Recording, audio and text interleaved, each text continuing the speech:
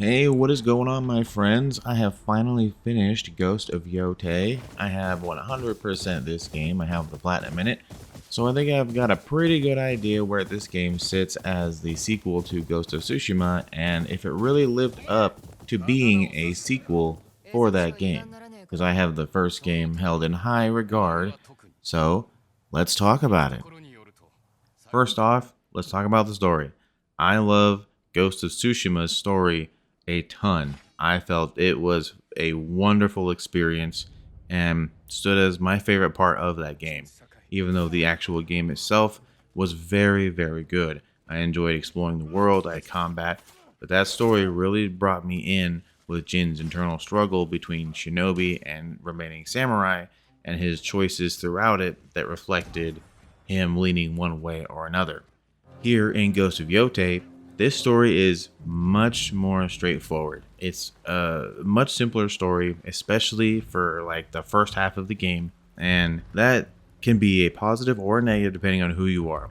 For me, it leans more toward the latter on a negative because there is a little less just going on. I wasn't as invested in the story in the first part of this game. However, in the second part of the game, when it evolves from just being a pretty basic revenge story to becoming more about the other characters that are involved in the story and the actual world and the consequences that our main character Atsu faces with her choices that she's made in this story, it did pick up a significant amount and I really did enjoy this story. However, for me, I still think Tsushima's story does come out on top because Jin's character himself, I think, is a more interesting character. Now, to explain why, I like that Jin has this internal struggle in his story. I love that you are with Jin through his like entire transition of just going from samurai to shinobi. Apologies to those that feel a little spoiled because it came out 5 years ago and y'all should have played it by now. However, that struggle of the first game was the biggest reason I had to draw toward it and Jin's character. Here in Yotei, Atsu has less of this struggle. She starts this game exactly what she wants to be, the Onryo. The Onryo being a ghost, that's where she becomes the ghost in this, the ghost of revenge against the Yotei 6. And for like the first half of this game, it is as basic as that gets. It is done very well. It is very interesting in a lot of respects, but it never really evolves past that for quite some time. But when it does start to show more of its hand and really get the story going, it does get much more interesting and had a lot more things that I could get behind when it introduced more characters and Atsu, had those repercussions for the choices that she has made through the story, and ultimately ending in a finale that I thought was very worthy of a Ghost of Tsushima finale. But if you came into this expecting a banger opening and just to keep that momentum through the whole thing, you will be a bit disappointed because the opening to Ghost of Tsushima still is a 10 out of 10 opening. And Yotei, I don't think, comes even close. It has a very good opening. I very much enjoyed it. But that Tsushima opening was lightning in a bottle for me, man. It was so good. But I do think this story in Yotei is still very much worth experiencing. Now, the second thing I wanted to talk about is the weapons. So in this game, we have kind of sacrificed depth of the normal katana in exchange for having more weapons. This is kind of a neutral thing for me as I do like having more weapons, but I don't like having less stances with the katana because I thought those stances with it were a very fun and engaging part of Ghost of Tsushima's progression. However, the new weapons in this are all a joy to use. I love using every single one of them, especially the spear, the Yari as they call it in this, with the Kasarigama coming in close second. Each one of these weapons as you're adventuring through this game is taught to you by a different master, kind of the same way as Ghost of Tsushima as you learn the bow and different things. but it to more of an extent here, as each one of these kind of basically results in a montage where you are playing through a mini movie of sorts, and they were probably my favorite part of the story. They really get in tune with the things that she needs to learn in order to master them. The best example I have for this is when she wants to use dual blades, but a lot of the training is just her using her left arm because in using one katana the entire time, her right arm has been dominant and her left arm needs more strength in order for her to really be able to use the dual blades as effectively as she can. I thought that was really cool and a really cool attention to detail, and that is kind of echoed through each weapon's kind of learning curve and in their story when it comes to each master's story that they are trying to tell and that you accompany them through. So big props to the variation to the combat and the combat team for this game, because it is a joy to play, and a lot of that falls just squarely on the shoulders of having all these different weapons to use against different enemies, which in this game, different enemies will never just be using one weapon. A lot of the times enemies in this will get smart and feel smarter because they will adapt to you as much as you adapt to them. If you start the fight with dual blades, for example, against a bunch of enemies wielding spears, and you start whooping on them, a lot of them who are watching you from the side will then switch to something that the dual blades are not very good against, such as like the Kasarigama, which it kind of struggles with. And each weapon kind of has that push and pull of things that, they're good at tackling and others they're not. So it really has to keep you on your toes all the time and very engaged as to what your enemies are doing as much as what you are doing in the moment-to-moment combat. And I felt like that made it so engaging and so fun to interact with. Apart from that, you have a lot of tools that you can use, a lot of which return from Ghost of Tsushima, such as the smoke bomb. But now you can also learn how to use kunai, which honestly was a game changer for me. I love throwing kunai at people. It is so fun. And there's even charms in the game, just like the first game, where you can change your playstyle based on what charms you're using. But specifically, there are some for the kunai that if you build into, the kunai can just become absolutely overpowering to all of your enemies. Really hard to take those off to try anything else once I started tossing them suckers. Another aspect to the combat is your wolf.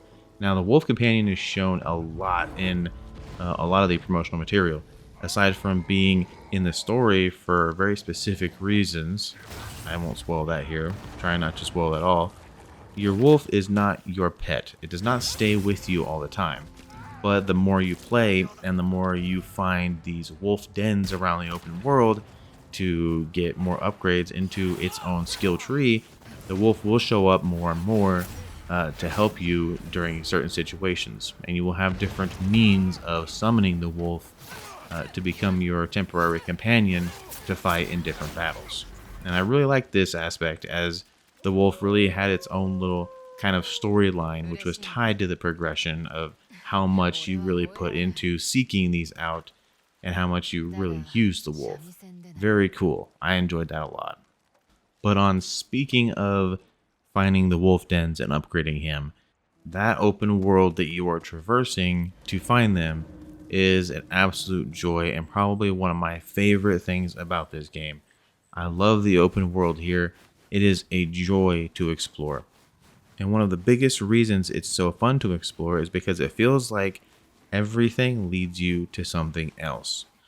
For example, the first inn you go to will be like your secondary hub apart from your home. And when you get to this inn, there are a lot of vendors there, which is the basic things, and a bounty board, which then again still feels pretty basic. But once you pay a bunch of bounties and are pushed out, or even just talking to some NPCs and getting, you should go here, getting some more places of interest, every time you are on your way to a place of interest, you will stumble across 3 or 4 different things that you will be led to either by a little bird, or you can see off not even that far in the distance. There is not a lot of space between the things in this world, even though it is quite large and there's a lot of it to explore. There's always something within eye shot that will get your attention and draw you that direction. It makes the world feel very alive and like there is a ton to do in it. And they aren't just static events either, or static things just existing in this world. A lot of the time when you're going from A to B, or I should say A to D, because you'll find a lot of things in between, you'll find citizens that just need your help, right? You'll find checkpoints where enemy soldiers are just giving the citizens of the area just hell and they want to ask for your help. And sometimes it's as simple as just someone saying, hey, could you help me with this small thing? But then that small thing just evolves into something much, much greater, giving this feeling of, wow, I just really stumbled upon this side quest that I could have completely missed if I didn't talk to this person. So that really led me to feel like I needed to talk to every single person that I could. And almost every single person that you ever talk to doesn't really have any pointless dialogue.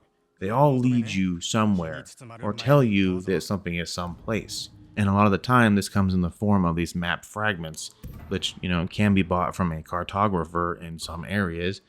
But these map fragments can also be found just by talking with people. And you'll find these map fragments and then find where on your map they go in order to stick it on there so that you know to go that direction and go find it. Now, this had me always doing something. I never felt like there was any downtime in between the main missions. The main missions will have a lot of downtime in between, but you're never doing nothing. You're always doing something that feels worth your time. And that is the key, for me at least, to having a successful open world. So when you're traversing this open world, you'll also notice it's freaking gorgeous. It is beautiful. And I love taking screenshots in this game because it is such a screenshot worthy game. I expected this 100% because Ghost of Tsushima to this day still looks gorgeous. But man, Yotei has a step up in almost every single category, even if it's not the giant step that a lot of people are going to expect. It is a step up nearly every way.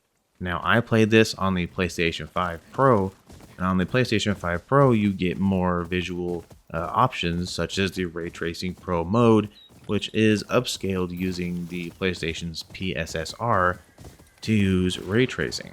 And this looks really good. It's not going to be the night and day difference that a lot of people are going to expect.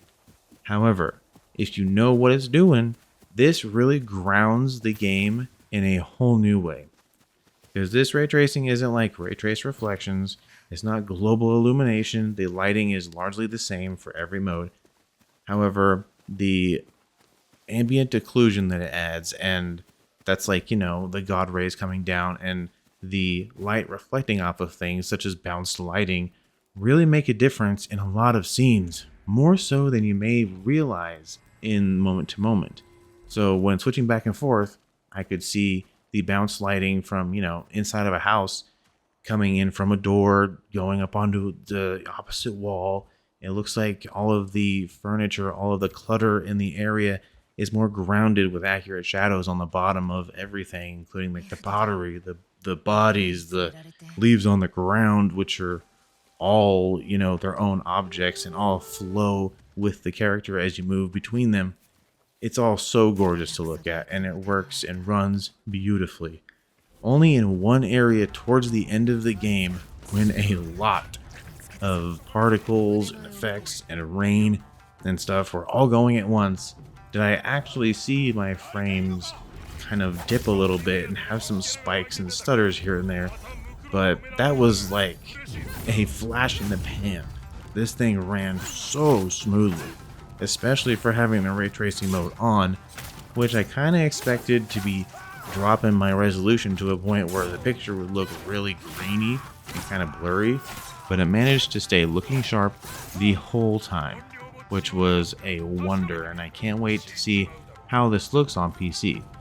My only complaint with the visuals is the actual draw distance of this game.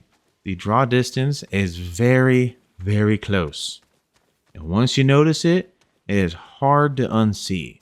Shadows especially suffer from this. as when moving with any kind of shadows around Atsu in close proximity, you will see a very clear circle around Atsu where the shadows go from pretty blurry to looking sharp as hell. And that really took me out of it a couple of times. But it's on the lower end of things to complain about. Now I know there's been a lot of controversy around the voice actor for the main character. Some people like her, some people don't. And a lot of people just don't want to play as a woman. For some people, I kind of get it, especially for immersion reasons. I have a friend of mine who can't really get immersed in a game if he's playing as a female character, regardless of how good that character is. And I do think Atsu as a character is a very good character. However, on the note of the main character, I do feel like the English dub for this game was a lot less emotionally driven as the Japanese track. And that isn't just because, yeah, Japanese setting used Japanese dub, but the English voice actors and Erika Ishii in particular, who's the English voice for Atsu, I didn't feel brought a whole lot of emotion to the game itself. I did feel like it was kind of lacking here and there. Whereas you watch some scenes in Japanese and hear how much emotion and oomph they put into their roles, it really just is a night and day difference for me. So I played this whole thing with Japanese audio and English subs, and I do think that's the way to go. お前は殺しを選んだ。弟の敵を討つためだ。弟なら命ある者のため戦う。それを見捨てて敵討ちなどするものか。弟お母が殺されたんだぞ。侍遊びしてりゃ満足なのか。I chose to avenge our father. Our father would want us to fight for the living, not sacrifice them for revenge. Our family was murdered, and all you care about is playing samurai. So, final thoughts. This game is fantastic. Is it as good as Tsushima? I would say yes. I would say they are both about the same quality bar. I think Tsushima has a better story, but I do think that Ghost of Yotei has a better game, especially with everything that's been expanded and iterated on. However, the game as a whole, I absolutely recommend playing. And that is my final thoughts on Ghost of Yotei. An enjoyable time, a worthwhile sequel, and I hope it does well. I don't think it's one of the front runners for a game of the year because that conversation is very loaded with how many fantastic titles have come out this year. But I do think it's definitely worth the purchase and definitely worth the time to experience. So if you enjoyed this breakdown and review of Ghost of Yotei, give me a like on the video so it can get out to more people, so we can spread the good word. Subscribe if you really enjoyed and you want to see more from me. I hopefully will hear from you guys in the next video. Peace.